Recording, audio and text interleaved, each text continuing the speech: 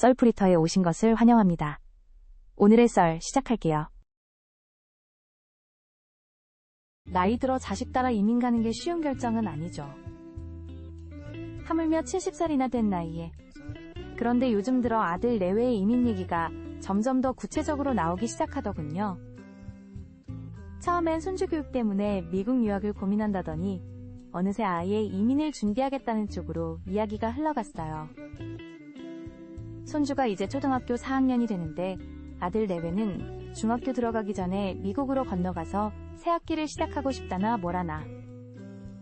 그날도 아들 가족이 주말 저녁 식사하러 왔을 때였죠. 며느리가 조심스레 꺼냈어요. 어머님, 저희가 미국 이민 준비하는 거 아시죠? 어머님도 저희랑 같이 가시면 어떨까요? 순간 밥숟가락을 들던 손이 멈칫했어요. 물론 예상을 했던 이야기예요.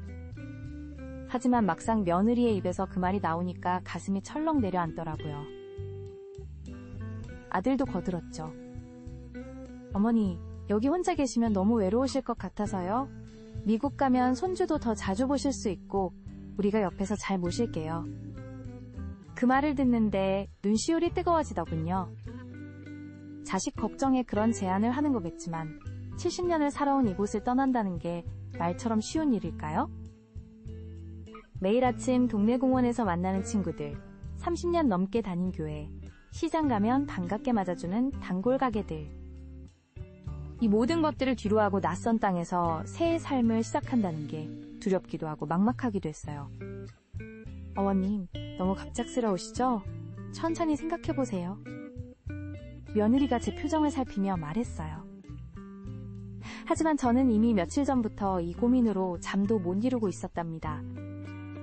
혼자 남겨진다는 생각을 하면 가슴이 먹먹해져요. 지금도 일주일에 한두 번 보는 게 전부인데 이제는 1년에 한두 번 보기도 힘들어질 테니까요. 그렇다고 나이 들어 영어도 모르는 채로 미국에 가서 산다는 게 과연 행복할 수 있을까요? 아들이 말했어요. 어머니, 요즘 미국에 한인타운도 잘 되어 있고 교민회 활동도 많대요. 영어 못하셔도 생활하시는 데는 전혀 문제 없을 거예요. 하지만 제가 걱정하는 건 단순히 그런 게 아니었어요. 젊어서부터 이곳에서 쌓아온 추억과 인연들, 그리고 매일 아침 눈 뜨면 보이는 익숙한 풍경들. 이 모든 것들을 뒤로하고 떠난다는 게 과연 제 나이에 가능한 일일까요? 밤마다 이불 속에서 이런저런 생각이 꼬리에 꼬리를 물고 이어졌어요. 아들 내외의 제안이 있고 나서부터는 더욱 그랬죠.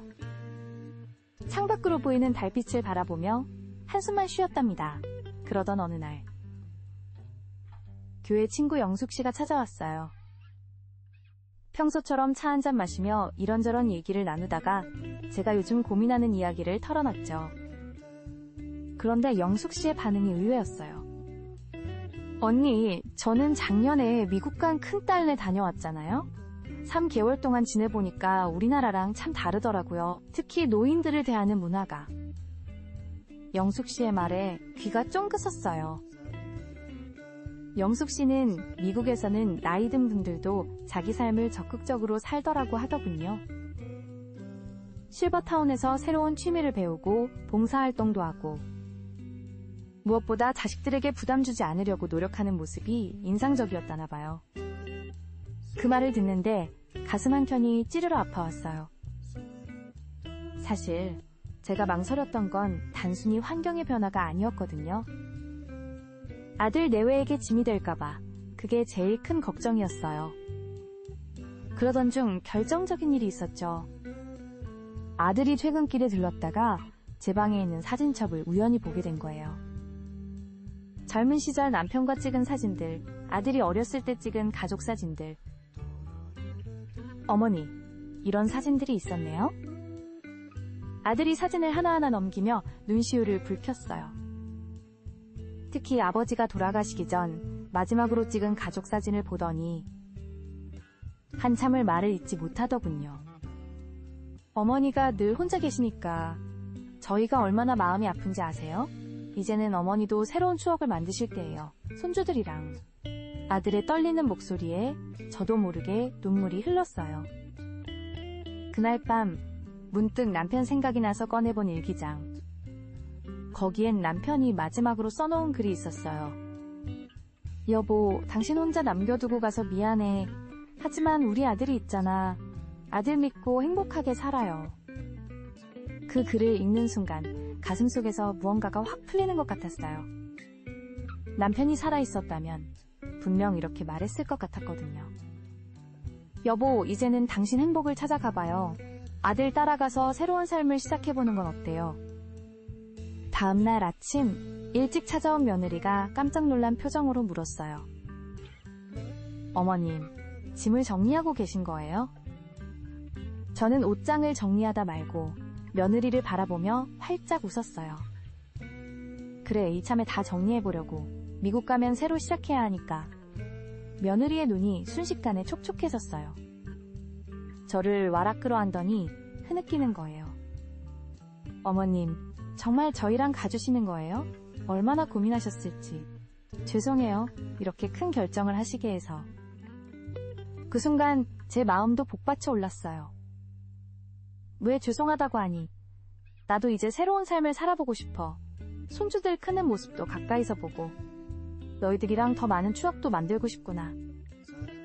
소식을 들은 아들은 퇴근 후 곧장 달려왔더군요. 문을 열자마자 어머니 하고 부르는 목소리가 떨렸어요. 아들의 눈가에도 눈물이 고여 있었죠. 그 모습을 보니 제가 얼마나 옳은 선택을 했는지 다시 한번 확신이 들더군요. 교회 친구들에게 소식을 전했더니 다들 놀라워하면서도 응원해줬어요. 이제는 자신의 행복을 찾아 떠나는 거야. 무섭긴 하겠지만 그게 바로 인생이지. 영숙 씨의 말에 모두가 고개를 끄덕였죠. 이제는 매일 아침 일어나면 설렘이 가득해요.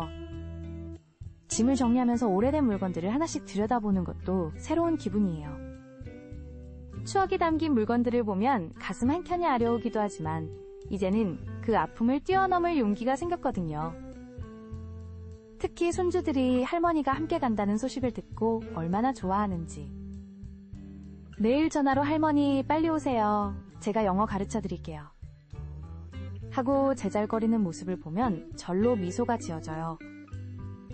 70년 동안 살아온 곳을 떠나 새로운 삶을 시작한다는 건 분명 큰 도전이에요. 하지만 이제는 알겠어요. 진정한 용기는 편안함을 뒤로하고 새로운 길을 선택하는 거라는 걸. 그리고 그 선택이 때로는 우리를 더 큰 행복으로 이끌어준다는 것도요. 이제 제 인생에 새로운 장이 시작되려고 해요. 두렵지만 설레는 마음으로 이 도전을 받아들이려고 해요. 아마도 하늘에서 지켜보고 계실 남편도 이런 제 모습을 응원해 주실 것 같아요. 여러분은 어떠셨나요? 비슷한 사연이 있다면 댓글로 함께 나눠주세요.